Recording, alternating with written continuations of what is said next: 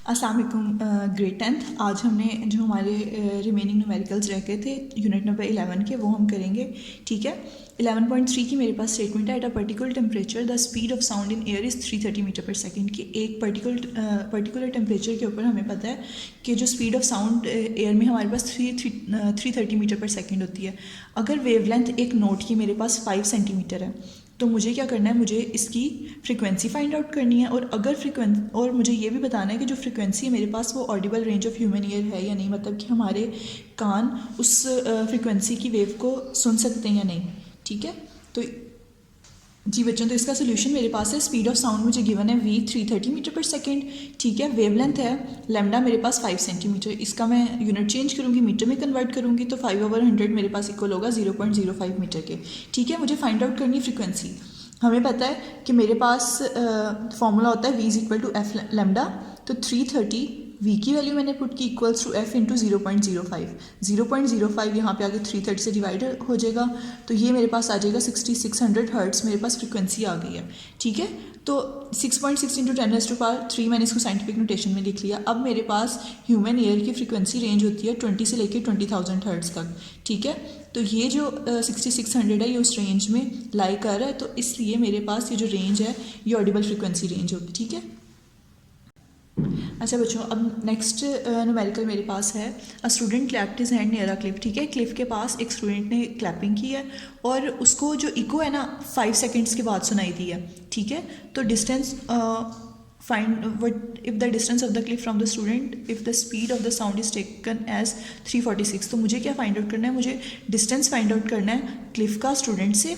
ठीक है, अगर स्पीड ऑफ साउंड जो है मेरे पास 346 मीटर पर सेकेंड है। अब ये देखें, सपोज करें ये मेरे पास क्लिफ है, यहाँ पे खड़े होकर स्टूडेंट ने क्लैप किया है। ठीक है, यहाँ पे जाके साउंड वेव प्रोड्यूस हुई है और वो रिफ्लेक्ट बैक होके मतलब उसको इको सुनाई दी है 5 सेकेंड्स के बाद। ठीक है, तो टाइम ऑफ साउंड मेरे पास किसके इक्वल होगा, यहाँ से गया है और फिर ये वापस आया, तो 5/2, क्योंकि 2 बार इको में हमने ये डबल डिस्टेंस उसने कवर किया, इसलिए 5/2, तो 2.5 सेकेंड से मेरे पास आ जाएगा। अब स्पीड है मेरे पास 346, मुझे फाइंड आउट करना है डिस्टेंस, तो s is equal to v cross t 346 into 2.5, तो 865 मीटर मेरा स्टूडेंट और क्लिफ के दरमियान का डिस्टेंस है। ठीक है, नेक्स्ट न्यूमेरिकल मेरे पास है। अगर एक साउंड वेव है, उसकी फ्रीक्वेंसी मेरे पास 2 किलो हर्ट्स है। ठीक है, और वेवलेंथ 35 सेंटीमीटर है, तो उसको इस साउंड वेव को 1.5 किलोमीटर डिस्टेंस ट्रैवल करने के लिए कितना टाइम लगेगा, वो हमने फाइंड आउट करना है। ठीक है, अब देखें, मुझे फ्रीक्वेंसी किसके इक्वल गिवन है, 2 किलो हर्ट्स के। इसको मैं चेंज करूँगी हर्ट्स में, 2 इंटू 1000 हर्ट्स हो जाएगा ये।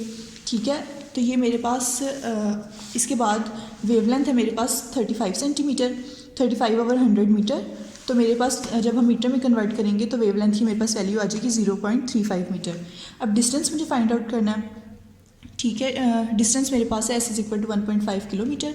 तो किलोमीटर को जब मैं मीटर में कन्वर्ट करूँगी 1.5 इंटू 1000 मेरे पास 1500 मीटर आ जाएगा। अब मुझे फाइंड आउट करना है टाइम। ठीक है, अब मुझे पता है कि मेरे पास according to wave equation v is equal to F lambda होता है। f की वैल्यू 2000 है, लैम्डा की वैल्यू 0.35 है, दोनों को मल्टीप्लाई किया मेरे पास 700 मीटर पर सेकेंड आ जाएगा।